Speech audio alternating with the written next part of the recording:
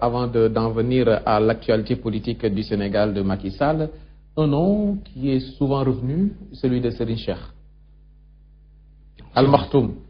Serigne Cheikh, il est plus politique que Serigne Cheikh, que Cheikh, non? Serigne Cheikh, c'est le plus grand philosophe du Sénégal. Je ne dirais pas Bachir, Semou ont été des grands philosophes. Nous en avons d'autres qui sont ici, qui sont des grands philosophes. Mais ce que je sais de lui, parce que moi, je le fais, c'était le seul homme politique que Serigne Cheikh recevait régulièrement chez lui. À l'époque, même ses enfants n'y entraient pas. Même Serigne Moustapha. Ici, à Fenêtre Mermoz. Serigne Moustapha. Serigne Moustapha peut rentrer dans la maison. Mais Ahmad Dansokho... Il me recevait, nous restions ensemble des heures et des heures. Et même ici, dans sa résidence de femme. Il aimait bien ma conversation. C'est lui qui l'a cherché, qui l'a organisé, qui a donné les périodes pendant lesquelles... Oui, mais les régimes... c'est un homme... Pourquoi dit-on que les régimes de Diouf et de Senghor avaient particulièrement peur de Serigne Cheikh en tant qu'homme politique? Mais Serigne Cheikh a battu Senghor en 1959. C'est lui qui l'a battu. Il l'a battu aux élections. C'est la France qui a dit que Senghor qui sera là. Et il était soutenu d'ailleurs par une partie du gouvernement français. Soustel soutenait Serigne Cheikh. Mais c'est De Gaulle qui a dit que c'est Senghor qui restera là. Peut-être que ça. Moi, j'ai assisté au congrès d'investiture de Senghor ici, au cinéma de face. La situation était tellement... Son parti était divisé. Les gens faisaient la bagarre. Senghor, à un certain moment donné, s'est levé, il a dit: j'ai décidé d'aller aux élections. Celui qui est d'accord avec eux n'a qu'à venir. Les autres, ils n'ont qu'à faire ce qu'ils veulent.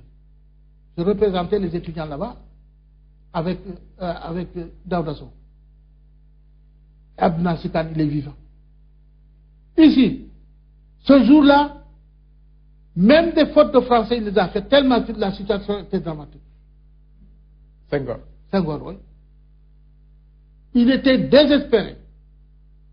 Serigne Cheikh a fait une campagne en fanfare dans tout le pays.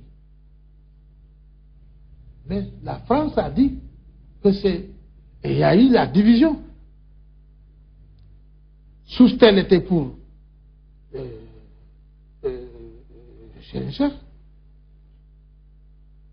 Il y a eu des divergences sur la question des bénéfices de la Sococim. Ça, c'est lui-même qui me l'a expliqué. C'est trop long. Sococim lui appartenait.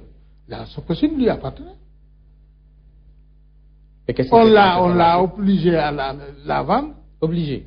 Oui, parce que lui, puisqu'il est propriétaire, il avait le droit de vendre son usine. En se basant sur quoi? Il a eu des offres intéressantes que Colin a refusées. Parce qu'ils ont peur. De quoi? Parce que quand il a de l'argent, parce qu'il pensait que s'il a trop d'argent, il va peut-être se présenter et les vendre. Serigne Cheikh réclame toujours cet argent, non? Mais je ne sais pas. Je ne sais pas où est-ce qu'il en est. Je sais que les bénéfices de 90 ou 91, avant la reprise de la Sococim par Crémieux, étaient à la BHS. Et il a réclamé ses bénéfices, puisque la société lui appartenait quand ses bénéfices ont été faits, il a réclamé son argent. On lui a refusé. Parce que toujours le soupçonnait de vouloir être candidat. Il ne m'a jamais dit qu'il allait être candidat. Il m'a dit, par contre, qu'il pense qu'il faut en finir avec Abdou Diouf.